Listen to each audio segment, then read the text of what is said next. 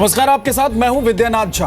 तेजी से महाशक्ति की ओर बढ़ते भारत में तकरीबन 19 करोड़ लोग आज भी भूखे पेट सोने को मजबूर हैं। जी हां, एक रिपोर्ट ये बताती है कि देश की आबादी का 15% हिस्सा भूख के खिलाफ जंग हार रहा है। The international food policy research institute IFPRI की ग्लोबल हंगर इंडेक्स 2016 की रिपोर्ट में ये चौंकाने वाले आंकड़े सामने आए हैं। देश में 19 करोड़ लोग रोज भूखे पेट रहने को मजबूर हैं। देश में 15.2% जनसंख्या कुपोषण का शिकार है। भारत का स्थान 118 देशों में 97वें नंबर पर है और 5 साल से कम उम्र के 38.7% बच्चे कुपोषण से पीड़ित हैं। यानी कि 4 में से हर एक बच्चा भारत में कुपोषण का शिकार है। भारत से बुरा हाल अफगानिस्तान और पाकिस्तान का है। अफगानिस्तान 111वें नंबर पर है और पाकिस्तान इस लिस्ट में 107वें नंबर पर है। वहीं दूसरी पड़ोसी मुल्क जो है हमारे बांग्लादेश, वो 90वें नंबर पर है। नेपाल 72वें नंबर पर है। श्रीलंका 84वें नंबर पर है। चीन 29वें नंबर पर है। पर भारत से ये सभी देश आगे हैं। और इसके अलावा ब्रिक्स समूह की बात करें तो भारत सबसे नीचे है, जबकि ब्राजील 16वें, रूस 24वें, साउथ अफ्रीका 51वें नंबर पर है। तो भूख से लड़ने में हम चीन और दूसरे पड़ोसियों से पीछे रह गए। हालांकि पाकिस्तान से आगे हैं, लेकिन क्या इतने भर से हमें खुश हो जाना चाहिए? आइए एक नजर डालते हैं बाकी देश कैसे हमसे आगे निकल रहे हैं। सबसे पहले बात चीन की कर लेते हैं।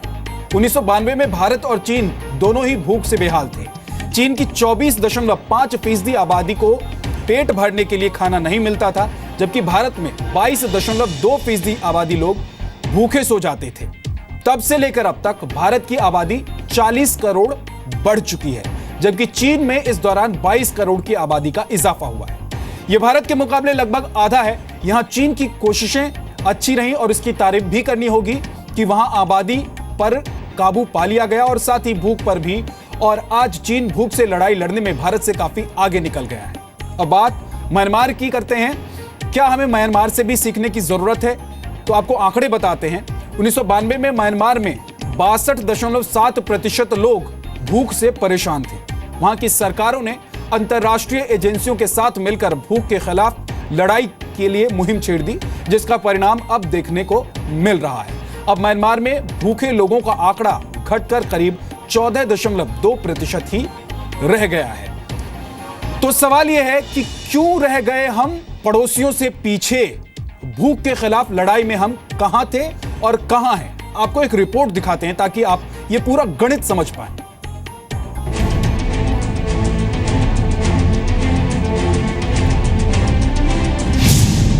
भूख से लड़ते भारत की तस्वीर।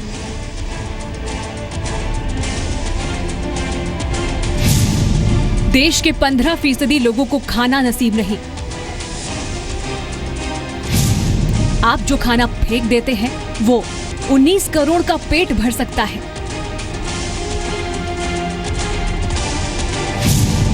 भूख से लड़ाई में फिसड्डी भारत। नेपाल और बांग्लादेश से भी पीछे।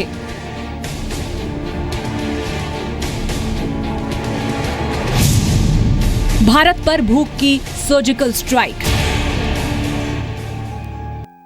भारत भूखमरी के जाल में फंसा हुआ है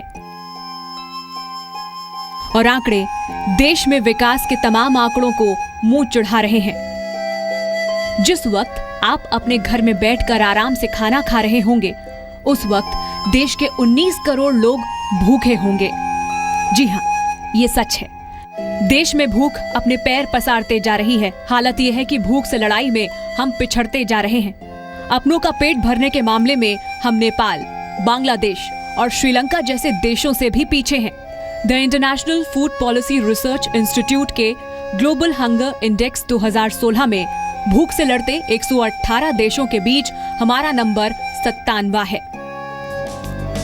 पिछले कुछ वक्त में भूखमरी, गरीबी और कुपोषण के आंकड़ों में कुछ हद तक सुधार हुआ है, लेकिन ताजा हंगर इंडेक्स के मुताबिक भारत के 15% से ज्यादा लोग आधा पेट खाना खाने के लिए मजबूर हैं।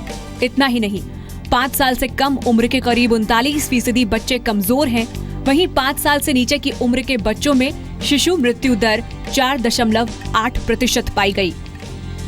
ये आंकड़े भारत से जुड़े कड़वे सच को बयां करते हैं।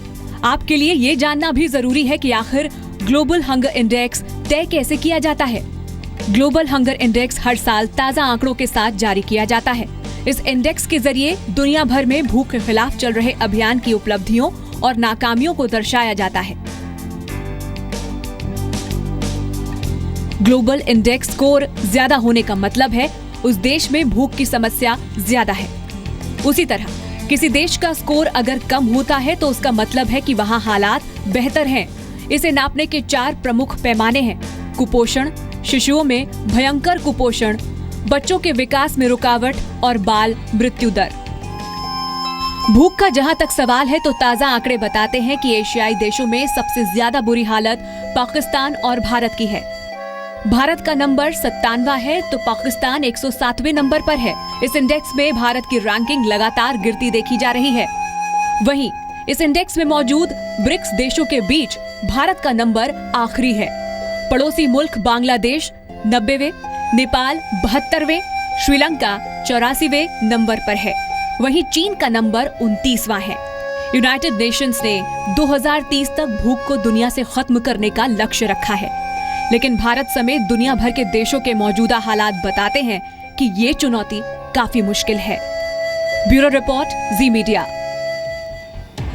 ये तो हमने आपके सामने भूख से लड़ते भारत की तस्वीर रखी। अब इस खबर का एक और पहलू देख लीजिए। हमें यकीन है कि ये देखने के बाद थाली में खाना छोड़ने से पहले आप 10 बार जरूर सोचेंगे। आंकड़े बताते हैं कि भारत में हर साल करीब 67 करोड़ टन खाना बर्बाद हो जाता है। बर्बाद खाने की कीमत करीब 92,000 करोड़ रुपए है। हैरानी की बात तो यह है कि भारत में जितना खाना बर्बाद होता है उतना इंग्लैंड में अनाज पैदा होता है। खेत से बाजार तक के सफर में कुल फसल का लगभग 40% हिस्सा बर्बाद हो जाता है। भंडारण न होने की वजह से हर साल 58,000 करोड़ रुपए मूल्य की खाद्य सामग्री भारत में बर्बाद हो जाती है। और इसके अलावा शादी और पार्टी के आयोजनों में 15 से 20% खाना बर्बाद होता है। दिल्ली में मिडिल क्लास फैमिली खाने पीने की चीजों पर एक महीने में 15,000 रुपए तक खर्च कर देती है। इसमें से हर महीने 750 रुपए का सामान किसी न किसी तरीके से बर्बाद हो जाता है, यानी कि वेस्ट में चला जाता है। हर साल भारत में उतना गेहूं बर्बाद होता है जितना ऑस्ट्रेलिया की सालाना पैदावार है।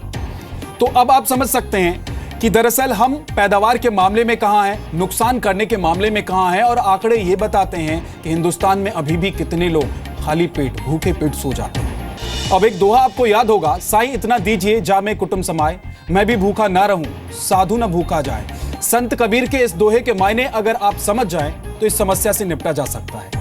अब सवाल यह है कि आप क्या कर सकते हैं। जरूरत यह है कि हम अपनी नैतिक जिम्मेदारियां समझें। आइए समझते हैं कि कैसे आप रोक सकते हैं खाने की बर्बादी। जब भी आप किसी पार्टी या समारोह में जाते हैं तो सिर्फ उतना ही खाना अपनी प्लेट में डालें जितना आप खा सकें। ऑफिस की कैंटीन या रेस्टोरेंट में उतना ही खाना ऑर्डर करें जितनी आपको भूख हो।